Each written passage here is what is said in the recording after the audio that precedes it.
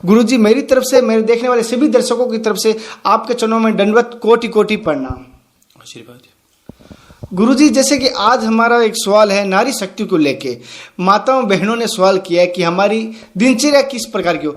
उन माताओं बहनों की विशेष तौर पे दिनचर्या किस प्रकार की हो जो धार्मिक है या पूजा पाठ करती है। जैसे कि उनके महीने में 4-5 दिन ऐसे हालात आते हैं, उस समय उनको क्या करना चाहिए।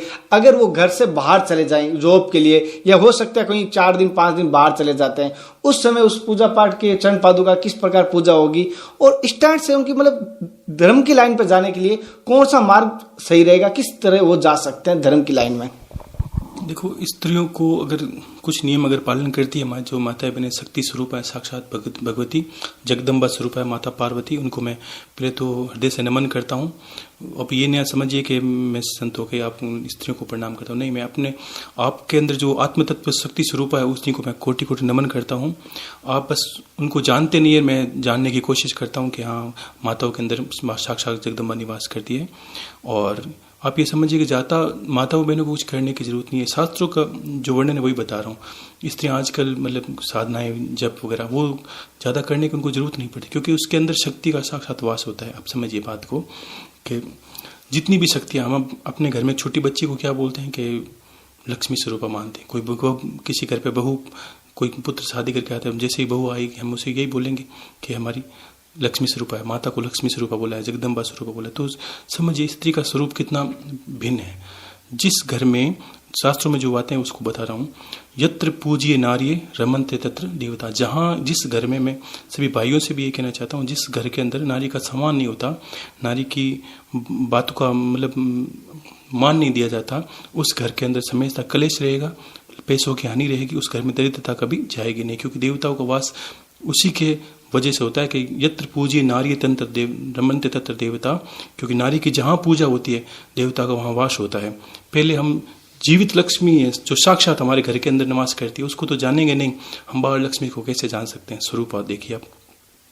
और ये माताओं बहनों को इसीलिए ज़्यादा कुछ करने की जरूरत नहीं। अगर माताओं बहनें हमारी जो है वो आज के जो युग है उसके अंदर वो काफ़ी अपने जो मॉडर्न पहनावा है उसके हिसाब से या रहन सहन के हिसाब से जो स्त्री का जो चरित्र है उसको भूल चुकी है। ये थोड़ी मैं उनको बताना चाहूँगा। बाकी देखो, समाज है जो जिस तरह रहना चाहता रह सकता है, लेकिन थोड़ा मैं अगर जो अध्यात्म में जाना चाहता है उन्हीं माताओं बहनों से कहना चाहता हूँ कि अगर आप गुरु धारण करते हो, इसीलिए हमने बोला था कि कितनी मार्केट में मतलब इस तरह का विचित्रता हो रखी है गुरु शिष्य के संबंध के बारे में।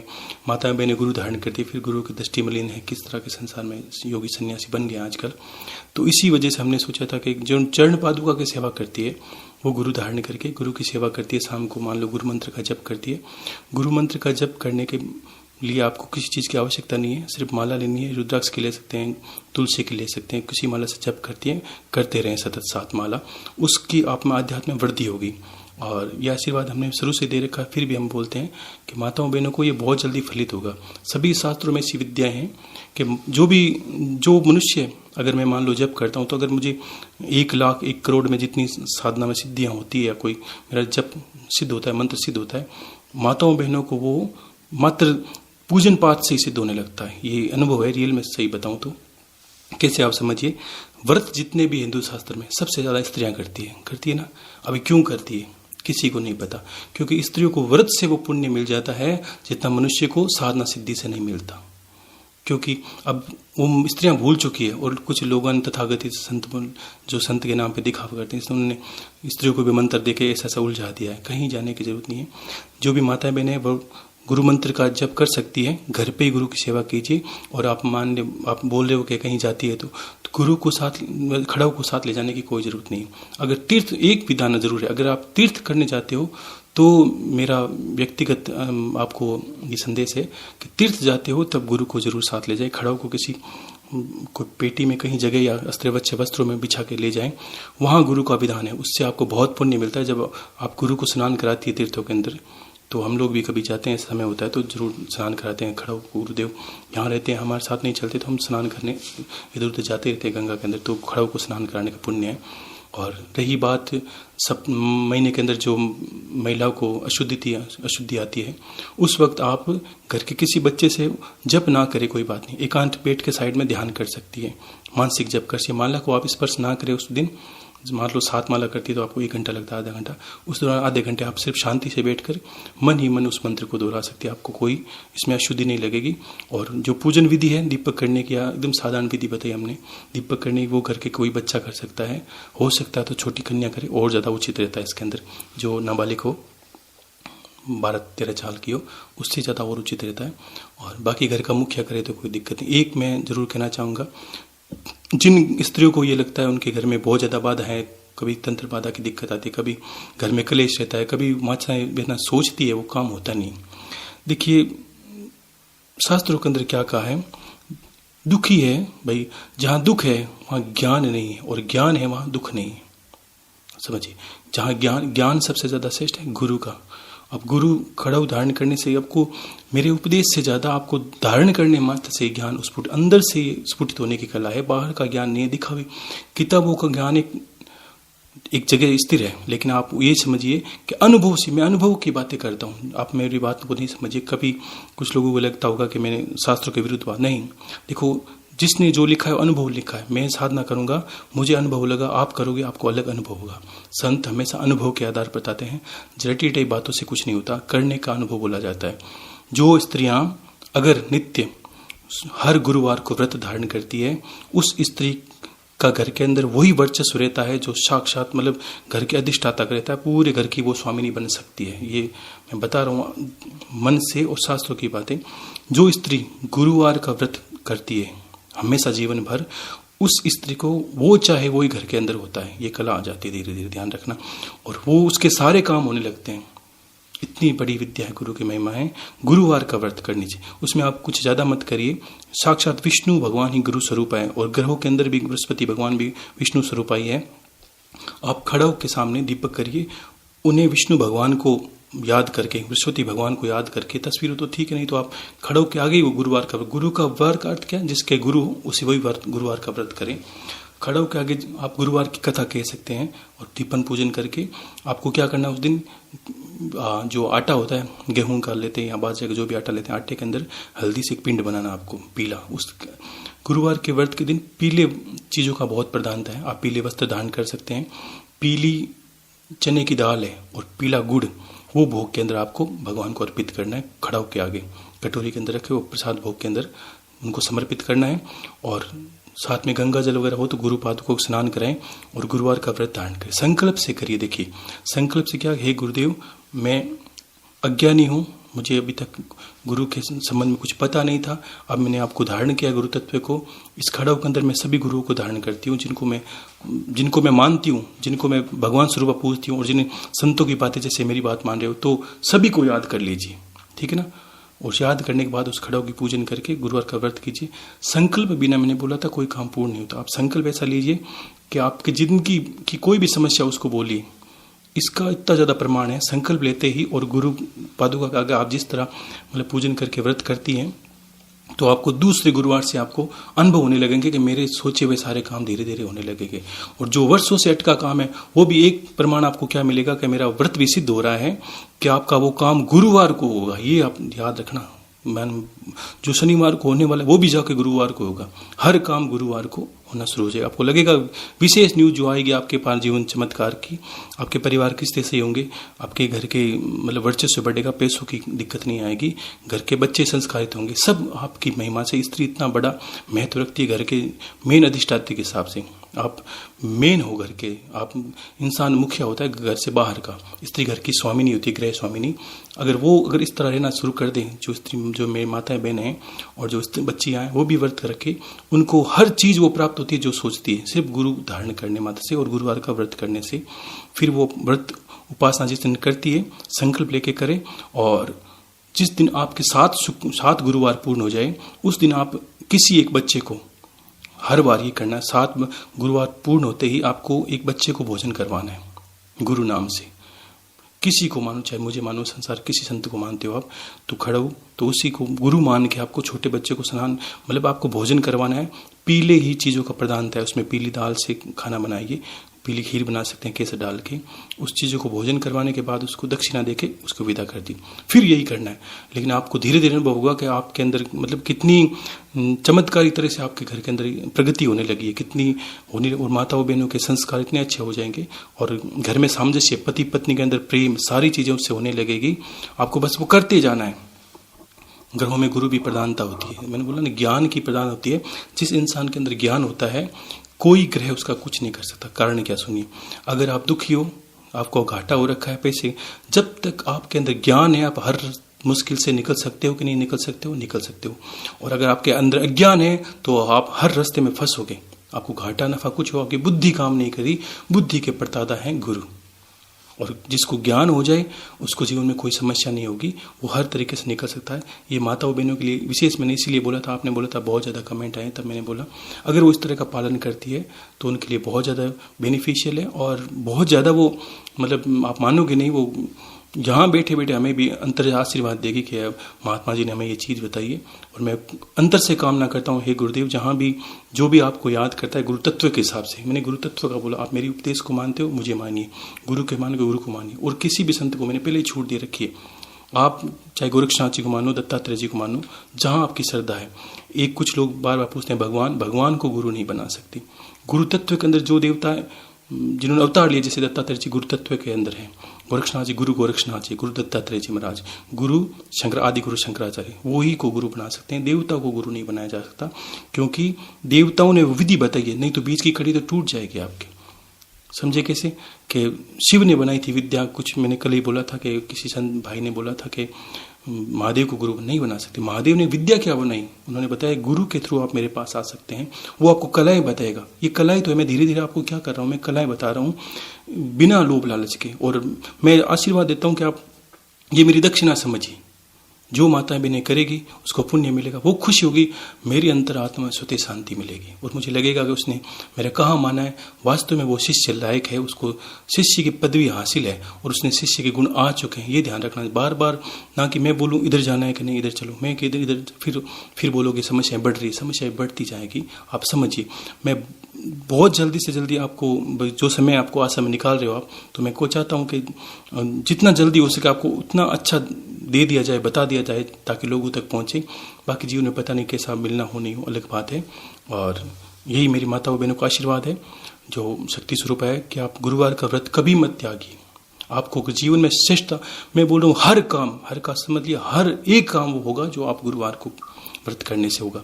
और धीरे धीरे आपके अंदर इसी ओजस तेज बढ़ेगा, जहाँ पे जाओगे आपका वर्चस्व भी बढ़ता जाएगा। ठीक है जी। जैसे कि गुरुजी आपने बताया था गुरुवार का व्रत कथा सुननी है, तो ये होते है कथा गुरुवार को जैसे विशुद्धवार भी कहा जाता है, तो कथा कौन सी देवता की होगी? जैसे आपने व्रत तो गुरु के ऊपर हो गया, अब कथा कौन सी देवता की सुननी है, मेरा सस्पेंस होगा माताओं बहनों के कि कथा व्रत तो गुरु के ऊपर किया, तो कथा गुरु के ऊपर कौन सी होगी फिर? वो बृहस्पति देव ही गुरु है। ग्रहों में गुरु बृहस्पति का विधान है। देव के अंदर देव गुरु बृहस्पति है और स्वरूप उनका देखिए तो स्वरूप उनका विष्णु भगवान स्वरूप है। तो ठीक है, तो और गुरु तत्व है उनके अंदर। आप व्यक्ति विशेष को मत देखिए। मैंने क्या बोला, आप और ज्यादा प्रसन्न हो जाइए। पहले जब मान लो कोई मान रहा है, मैंने कहती है कि मैंने गुरुवार का व्रत करी होगा, अब होगा। मैं क्या बोल रहा हूँ, देखो मैंने पहली बार बोला था बंदूक की गोली है, इंसान को मार देती है। अब आपने इतने दिन अभी तक इसको लोगों के पीछे फेंका है गोली को उठा के, कोई नहीं मरा ना। अब बंदूक के अंदर मैंने डाली है, अब मारिए। मैं आपको हाथ देता हूँ, मैं आपको ये पात्रता देता हूँ, आशीर्वाद देता हूँ कि अब आप गोली मारोगे, इंसान मरेगा। इसका अर्थ समझिए आप कि गुरु मुख से निकला हुआ मंत्र, संतों के मुख से निकला हुआ मंत्र, तब का अर्थ क्या आता है? आप ओम नमः शिवाय जप करते जाते हो और हमने ओम नमः शिवाय कहकर आपको श्राप दे दिया तो लग जाएगा, वरदान दे दिया तो लग जाए। क्यों संतों के अंदर वो तेजस्विता आती जाती है। उनके शब्दों को, इसलिए हमने बोला शब्दों को मानिए। मेरे शब्द हैं वो आपके जीवन में बहुत काम आएंगे। और कुछ लोगों ने, आपने जैसे कि बोला कि बहुत लोगों को दीपक करने से भी बहुत फर्क पड़ा। एक ने बोला था कि जैसे ही वो दीपक किया उसके गुरु ने उनको दर्शन दिए, मतलब जो भी उनके गुरु थे, जैसे ही उन्हें खड़ा होकर आकर 2-3 दिन माला की तो उसको दर्शन हुए। तो ऐसे मैंने पहले ही बोला था, जो करेगा वो पाएगा। आप करते नहीं हो, बहुत ज़्यादा जिज्ञासु होकर पूछते हो। मेरी बात सुनो, मैंने हर चीज़ को ऐसे बताया कि आपका हर काम होगा, तो आप फिर से अलग से निकाल के मत पूछिए। मैंने माताओं बहनों के लिए विशेष आपने बोला था, इसलिए मैंने आज कल के बाद यहाँ सीधा नहीं तो 3 दिन समय नहीं मिलता, 2-3 दिन जैसे कि गुरुजी एक माला का आपने जिक्र किया था, तो मैं ये जानना चाहते हैं हमारे माता बहनें, माला किसकी बनी हो, रुद्राक्ष की हो या चंदन की हो या तुलसी की हो, किसकी माला होनी चाहिए? माताएं बहनें लाल चंदन की जो माला है उसको ज़्यादा काम ली, उसके बहुत ज़्यादा फायदे हैं। ग्रस्त के अंदर बहुत ज़्यादा ग्रस्ती को चलानी चाहिए माला वो फेरने के लिए। माताएं बहनें लाल चंदन की माला रखिए और ध्यान रखिए जो भी माताएं बहनें या जो भी जापक है अपनी माला को स्पर्श ना करने दे किसी को, और अपने आसन को कभी किसी को स्पर्श ना करने दे जब आप करते हो, और थोड़ी दूरी बना के रखिए किसी से। और उठाने के बाद जैसे आपने जब पूर्ण कर दिया तो आसन को उठा अपने खुद ही उठाइए, खुद ही टच कर दे, दूसरा स्पर्श ना करें। इससे क्या आपके अनुभूत जो ऊर्जा शक्ति है मंत्र की वो आपके अंदर बढ़ने लगेगी और आपके अनभिज्ञ में आपको कुछ नहीं करना, धीरे धीरे आपके गुरु मंत्र की वजह से आपको इतनी स्वतः सिद्धियां होने लगी। आप महसूस करोगे कि कल कुछ होने वाला, लेकिन आज अनुभव करोगे यार कल कुछ अच्छा होने वाला है या बुरा होने वाला है, अनुभव करोगे। जैसे गुरु जी आपने एक बात की थी स्टार्ट में कि कोई भी उपवास करे संकल्प ले। पहले तो हमारे शायद तक माता बहनों को पता नहीं होगा संकल्प लेने का तरीका क्या है, या संकल्प में कौन कौन से नाम बोला जाता है, या गोत्र को बोलना चाहिए, क्या बोलना चाहिए, किस प्रकार बोलना चाहिए, या हाथ में क्या लेना चाहिए, क्या पैसा, वो पूरी थोड़ा बता दीजिए। जिस दिन आप गुरुवार को व्रत करते हो पहले आपको खड़ाऊ रखनी है ऊपर। देखो इसमें खड़ाऊ में भी कई लोग उलझ जाते हैं, जैसे आपने पिछली बार बोला था मैं खड़ाऊ भेजूंगा, तो मैं कहना चाहता हूँ ये एक चैनल के माध्यम से कितने लोगों को, जैसे हजारों ने को बोला, हजारों लाखों कमेंट आ रहे हैं, तो ये एक लिमिट लोगों को अपनी क्षमता के अनुसार भेजेंगे। आश्रम में देखो, इसमें आश्रम में कोई व्यवस्था नहीं है, मैं नहीं भेज सकता, ना कोई यहाँ से भेजने वाला, यहाँ कोई लेन देन का काम होता नहीं। इन्होंने अपनी श्रद्धा के हिसाब से बोला, इसी बात को मैंने बोला था कि इनकी भी हेल्प कीजिए। कोई इंसान आपके लिए करता है तो आपको जी जान लगा कि कुछ करना चाहिए आपको भी। संकल्प के लिए आपको क्या करना है, कोई भी खड़ा हो, जैसे मेरे गुरुदेव की खड़ा हो, नमन करता हूँ मैं इनको, और गुरुदेव खड़ा हो पढ़िए, अगर हो सकता है तो लकड़ी की खड़ाऊ रखिए, नहीं तो अगर शहरों में माल तो नहीं मिलती है तो कहीं भी मंदिर में जाओ पूजन सामग्री मिलती है, उसको बोलो कोई अच्छी सी चरण पादुका की जो धातु की भी हो, कोई दिक्कत नहीं, उसको आपको जो अंदर भाई मन के अंदर के ये मेरे अच्छी लगती है वो लेके आ जाइए। लेकिन एक बात, आपको अच्छे आसन पर या अच्छी कोई अपनी लकड़ी का तख्ता बाजोट वगैरह कुछ उस पर आप विराजमान कर दीजिए लाल कपड़े के ऊपर, ठीक है ना। पूजन करने के बाद उसको हल्का सा ढक दीजिए, जैसे पूजन करते उसको खोलिए फिर वापस ढक दीजिए उस वक्त। और नित्य हो सके तो उस खड़ाऊ को थाली के अंदर या किसी बर्तन के अंदर डालकर उसको दूध या जल से, 2 चीज से, ज्यादा चीजें आपकी श्रद्धा होनी चाहिए। कर कितना भी सकता है, मैं सूक्ष्म में क्यों बता रहा हूँ कि लोगों को अगर ज्यादा मैंने कर्म कांड उलझा दिया तो लोग भावनाओं को भूल जाएंगे। आपको बस भावना याद रखनी है, भाव वश्य भगवान है।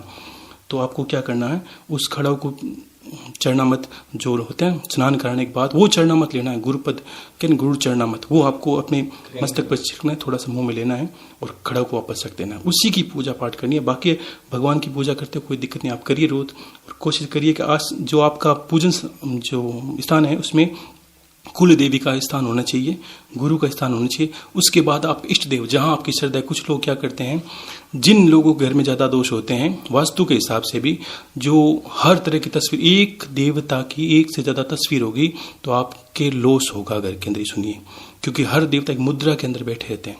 कभी आपने लगा दिया एक तस्वीर के अंदर शिव खड़े हैं, एक में बैठे हैं, तो आपको इसके अंदर मतलब बहुत हर चीज की एक एनर्जी होती है। जैसे शंख पड़ा, शंख की एक एनर्जी है, सालग्राम जिसकी एनर्जी है वो मतलब विघटित हो जाएगी, इस तरह हो जाएगी कि आपने 2-2 तस्वीरें रख दी, एक तस्वीर रखी। चाहे इष्ट देवता की कुल देवी की रखनी है, और कुल देवी की किन्हीं लोगों को तस्वीर नहीं मिलती तो कुल देवी की जगह पर आप छोटा सा त्रिशूल मिलता है वो ला के रख दीजिए, उसको तिलक करिए और कुल देवी स्वरूप आइए, ठीक है ना। उसको मानिए, गणेश भगवान के रख सकते हैं, एक एक रखिए, और एक इष्ट देवता की।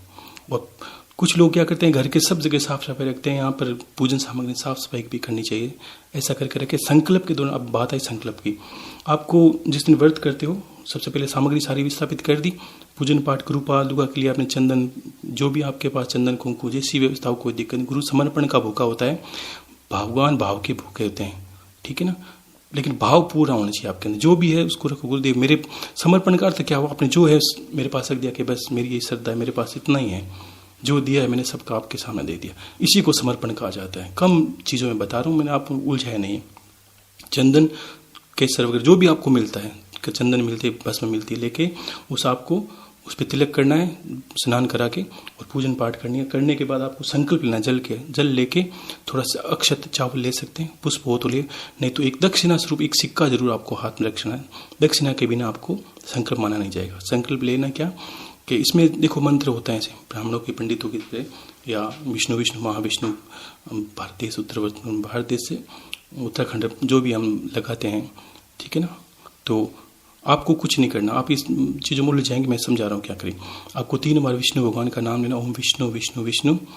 भारत देश जहाँ का प्रदेश है और क्षेत्र ले लिया, लेने के बाद आपको अपना नाम, पिता का नाम, गोत्र, ठीक है, और कौन से स्थान में आप जहाँ कर रहे हो उस स्थान का नाम लेने के बाद आपको संकल्प के बाद क्या बोलना है, आपको बोलने के बाद ये बोलना है, किस हेतु मैं गुरुदेव की कृपा हेतु और मेरे जीवन में सभी काम सफल हो, मेरे घर में ये वर्चस्व बड़े लक्ष्मी प्राप्ति हो, ये सभी चीज़ें बोलने के बाद मैं इसलिए हेतु ये भगवान का व्रत कर रही हूँ, गुरुदेव का व्रत कर रही हूँ, आराम से जल्दबाजी में शांति से सोच के बोल के इस हेतु व्रत कर रही हूँ, गुरुदेव मेरी सभी मनोकामना पूर्ण करे और परमात्मा मुझे आशीर्वाद दे, ये आशा करके मैं ये व्रत शुरू कर रही हूँ। ये करके आपको जल नीचे छोड़ देना है और पृथ्वी माता को प्रणाम करना है, क्योंकि जहाँ बैठते हो पृथ्वी माता को प्रणाम करके ही बैठना आपको। उसके बाद वो आपको रोज संकल्प नहीं लेना, उसके बाद आपको करते जाना है, ठीक है जी। ये संकल्प विद्या है। जैसे गुरुजी एक छोटी सी इसके संबंधित मैं और जानना चाहता हूँ, उपवास जैसे व्रत का कहा, तो उसमें व्रत की दिनचर्या के बारे में आपने सुबह की पूजा की बता दी, दिन में भी कोई भोजन जैसे आपने बता दिया करवाना है किसी बच्ची को या गुरु लड़के को, तो उसके बारे में पूरी एक लास्ट तक एक दिनचर्या बता दी जिससे कोई गलती ना हो जाए बीच में।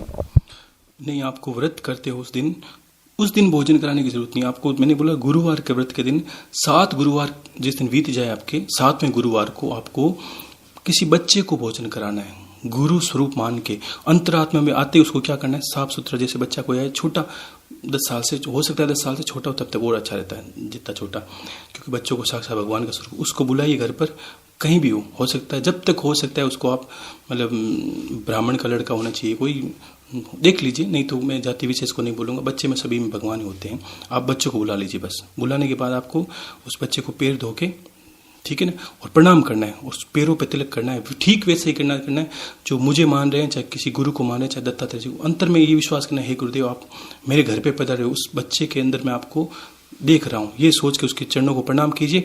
उसके अंदर सारी जो व्रत करता है, चाहे माताएं बहनें जो माताएं बहनें कर रही है, उनको व्यवस्था करनी सारी, उनका भोजन भी उसी को तैयार करना है, माताओं बहनों को भोजन भी अपने हाथों से उसी को करवाना है। ठीक जैसे आपको सोचना है कि जैसे गुरु आपके स्वयं घर पे आया है, भाव ध्यान रखना ये आप, क्योंकि बच्चों के अंदर साक्षात परमात्मा निवास करता है, इसलिए हम देवी की जगह देव बच्चों को खाना खिलाते हैं, क्योंकि उसके अंदर वो ऊर्जा शक्ति विराजमान हो जाती है उस वक्त जब हम खाना खिलाते हैं।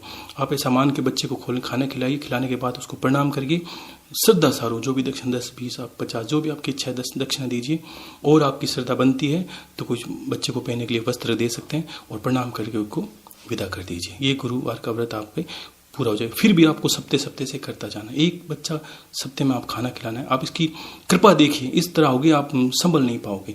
और व्रत करने के दौरान आपने जो आटे का हल्दी मिक्स जो बनाया था पेड़ा, उस पेड़े को आपको भोजन गुरुवार के व्रत के आगे रखना है, मतलब पूजा के पास में। और होने के बाद चना और गुड़ तो गुरुदेव को चढ़ाना है भोग के अंदर, चना और गुरुदेव। और कभी ऐसा स्थिति बने मिठाई की तो पीली मिठाई की भोग लगाना है। और वो जो पेड़ा बनाया आपने कच्चे आटे का हल्दी का, उसको आपको जैसी कथा पूर्ण हो आपको गाय को बाहर दे के घर पे आना है, ठीक है ना। ये व्रत आपका पूर्ण हो जाएगा। जैसे गुरुजी आपने अभी मंत्र के बारे में बताया था, माला में मंत्र देना, एक बार मेरे सभी दर्शकों माता बहनों को वापस बता दीजिए गुरु मंत्र कौन सा, क्योंकि वो सभी दोस्तों मैं स्क्रीन पे भी कोशिश करूंगा इस बार, पिछली बार आपने कहा सर स्क्रीन पे भी दिखा दो, उच्चारण में कोई गलती ना हो जाए, मैं कोशिश करूंगा, लेकिन एक बार वापस बता दीजिए हमारे। देखो, आपको श्रद्धापूर्वक गुरु को समर्पण करके जो माला बनती है, मैंने पहले ही बोल दिया था, रुद्राक्ष मनुष्य है तो कोशिश करे इंसान अपने जो भाईजन है, बंधुजन है, वो रुद्राक्ष की माला से हो सकता है ज़्यादा जप करे गुरु मंत्र का, उससे बहुत फायदा मिलेगा आपको। और जो माताएं बहनें अगर करती है तो लाल चंदन की माला से गुरुवार का मतलब गुरुदेव का मंत्र को करे। और 7 माला मैंने बोला 7 तो करनी है, इसमें आप कम मत करिए, करते हैं तो, नहीं तो आप सेवा भक्ति कीजिए। लेकिन अगर आपको चमत्कारी परिणाम देखने हैं, बहुत जल्दी अब जीवन में परिवर्तन देखना है, तो 7 माला नित्य करिए संध्या को। और सोच सकता है दोनों समय कर सकते हैं, इसमें कभी दोष नहीं लगेगा। जिस दिन आप कभी बाहर जाओगे लोगों को संशय हो जाता है कि आज माला वो नहीं, देखो आप समय एक 2 दिन करोगे तो आपको पता चल जाएगा समय का।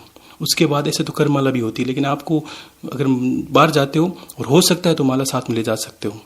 अगर आसन हो सके तो साथ में पादुका मत ले जाइए कहीं, ठीक है ना, हर जगह जाते हैं तो, और नहीं जाते हो ऐसी स्थिति बने कि कुछ नहीं ले जाए तो भी कोई दोष नहीं लगता। आप कहीं भी शांति से 1 घंटा आधा घंटा लगता है, शांति से बैठ जाइए। और फिर भी कभी कभी ऐसी स्थिति हो जाती है कोई घर में प्रोग्राम शादी वगैरह तो समय नहीं मिलता, तो भी इसमें कोई दोष नहीं लगता। अगले दिन आप क्षमा याचना करके गुरुदेव को प्रणाम करती है। बस गुरु आपको समझना चाहिए, जब साधनाएं करते हैं दूसरे देवताओं की तब हमें दोष लगता है कि हमने कोई देवता का मंत्र किया नहीं, समय नहीं लगा। गुरु का कोई दोष नहीं लगेगा, कभी भी कोई दोष नहीं लगेगा। आप बस समर्पित हो जाइए कि हे गुरुदेव 2-3 दिनों में व्यस्त था, लेकिन गुरु को आप समझिए अपने जीवन का हिस्सा। जैसे मैं आपकी मजबूरी समझता हूँ, आप मेरी मजबूरी से, तो गुरु सब जानता है। आपको कुछ समझाने की जरूरत नहीं है कि गुरुदेव मैंने कल किया नहीं, आप बस करते जाइए। और ऐसा नहीं कि आपने जीवन में आलस्य भर के करिया नहीं, वो बात मत करिए। आपकी मजबूरी होगी, उसको समझता हूं मैं, लेकिन जितना करोगे उतना पाओगे। सीधी सी बात है, कोई व्यापार करता है जितनी मेहनत करेगा उतना पैसे पाएगा।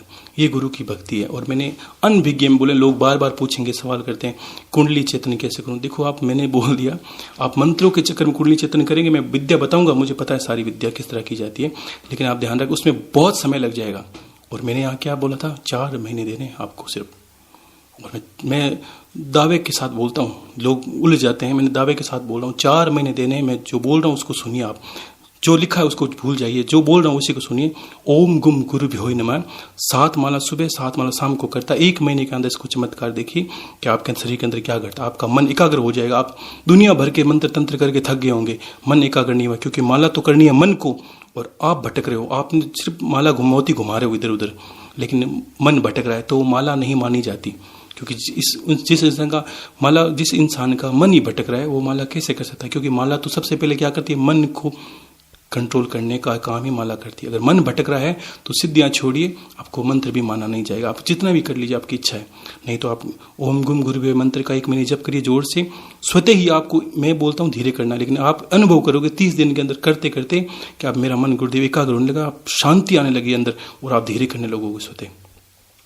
ये जबकि अवस्था स्वतः चेंज होगी। और अगर भक्ति गुरु भक्ति आपके अंदर अंधी गुरु भक्ति है तो आप 4 महीने में पाओगे। जो जप करते हैं, जो कुंडली चैतन्य करना चाहते हैं, जो ध्यान के द्वारा करते हैं, वो अगर 5 साल लगाते हैं तो मैं आपको 4 महीने का समय देता हूँ। आपकी उसकी, वो पैदल चल रहा, आप, मैंने हवाई जहाज के अंदर आपको यात्रा करने की विधि बताई है, 4 महीने के अंदर करनी, कोई भी करता है तो।